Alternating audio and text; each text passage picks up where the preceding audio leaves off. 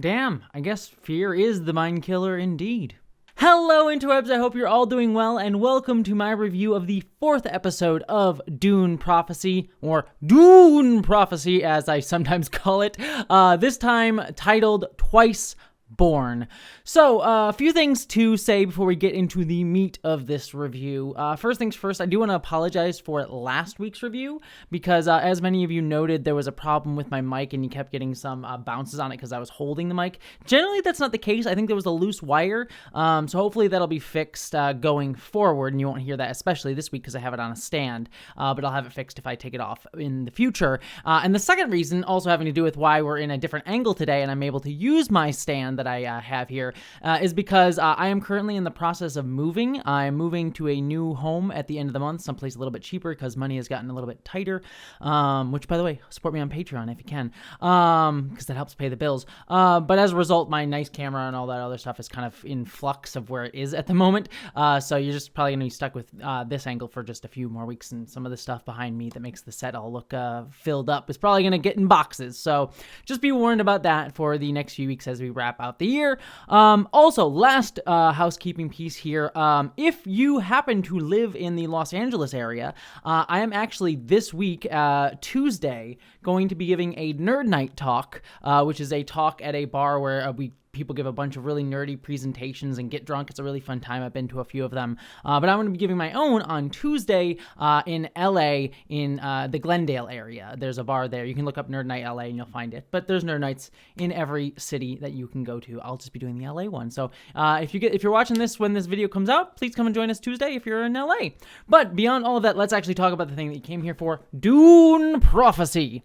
So going into this 4th episode, like I said with my review last week, we kind of lost a little bit of momentum, and I am kind of feeling that coming into this week's episode, because it just felt like, oh yeah, I had to kind of get back into where everyone was going into this week. That being said, the flashbacks last week's were not completely wasted, because they actually added depth to, I think, perhaps the strongest part of this episode, which is Sister Valia dealing with the Harkonnen family. Everything to do with her going to her own house and them having resentment towards her, especially her uncle, and this just her trying to get them to help her, and actually playing on her on Harrow, the now head of the house's sort of insecurities and his desire to be seen as one of the head houses and to be respected, I think worked rather well. And it was a lot of fun seeing how Valia was doing a lot of political machinations behind the scenes to set up her getting Harkonnens into the right place to sort of make this power play so that she could be back in the good graces of maybe not the Emperor, but in the eyes of the Imperium. And it was just like really cool to like just see that sequence, how well the sisterhood, especially Valia as Mother Superior, just are able to play that political game. Like, that's the stuff that I really love and wanted from this show. Just the Bene Gesserit, just doing all the little Bene Gesserit whisper in people's ear and set people up into the right places and playing off of insecurities and all of that stuff. Like, that was absolutely perfect in what I wanted to do, what this show to do. And I think it added a nice layer of depth that it was her own house that she was doing it with. So they have this personal history and distrust of her, but also a desire to use the power, and she has a need of them. So like that dynamic, I think, worked really well, especially when it came to the end of the episode, where we see her confronting her uncle and all of that. What was a little bit weirder is the stuff with Theo, the sister who we now know is I think they're called face changers, skin dancers. I forget what they're called, but they were in Dune Messiah, but the people able to change their skin and what they look like. And that felt a little bit weird to me. Like, I don't mind the twist of like, oh, there's one of these characters here, these shapeshifters here. It was just the moment of her like getting this moment with her younger sibling while Theo was wearing that face. I don't know, it was a little bit strange and felt like like there was an emotional catharsis there for the character, but not necessarily making sense in the moment as much to me.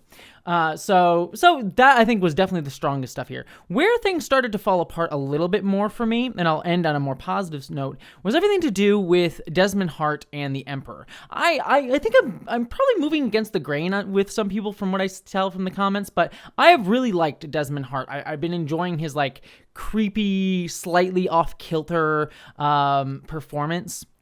And it's sort of like stirring the pot in the Carino household.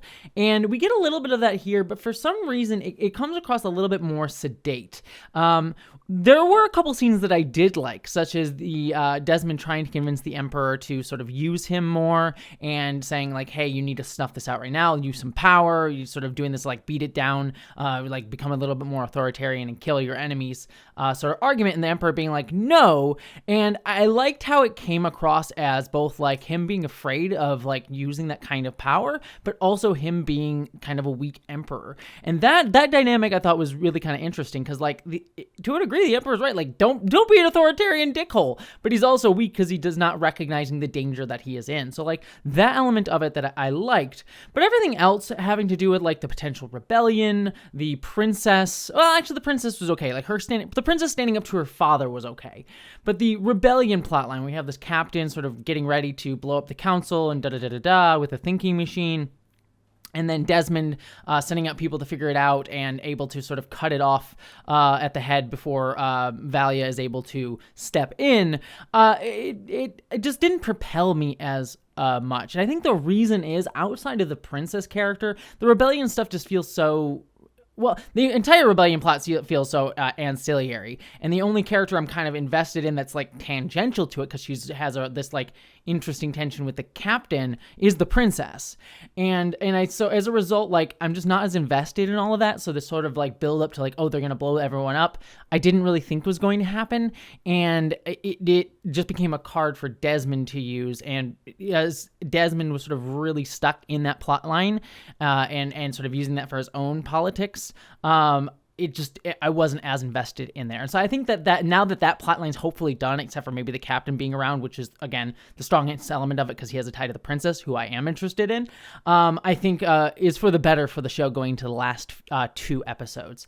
That being said, the stuff where we get to the council and we sort of see Desmond getting to sort of utilize his power and sort of getting one over on Valia yet again was also pretty solid, but you also see that he has a little bit of weakness. He can't use that power too much.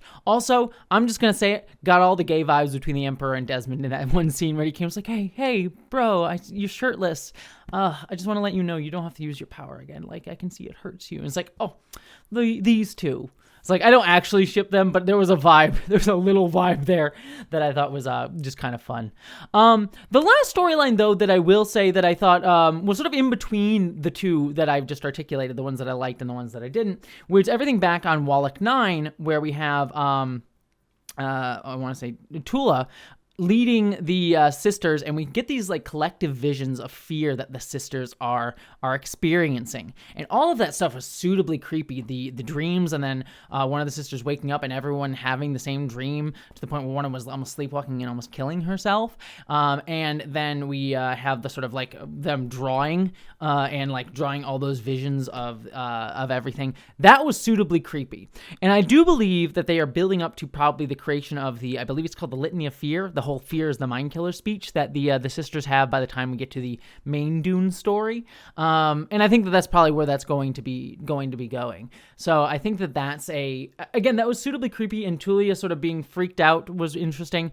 The use of the word hysteria a few times is interesting in this context as well, considering that hysteria is a word that has like sexist roots of like, oh, women are hysterical, and sort of like painting all women as sort of like mentally like unwell or hysterical or being more willing to go into histrionics, that sort of stuff. Like that word just has an interesting background, and so for a sister to sort of use it for like a bunch of younger women in a women-only organization, even as a woman herself, speaks to some interesting like misogyny kind of in play there. The show didn't really draw it out too much, and I don't know if that was the intention or not to sort of draw upon the internalized misogyny aspect that would be implied by that.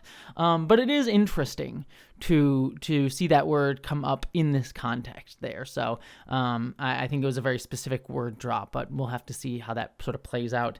But all that was suitably creepy. We get to see the one sister wake up, and I'm curious to see where that's going to go, because actually she survived the agony, it looks like, in some way, shape, or form, and what the repercussions of that will be interesting as we got the end of the episode. So yeah, like I said, this is a solid episode. I think it picks up a little bit more steam from last week's episode after we lost a little bit of that forward momentum for a backstory that, in my mind, I enjoyed for the most part, but did feel like it made the show lose a little bit of steam overall. But it doesn't fully recapture it. I think especially in the Desmond Emperor Carino stuff.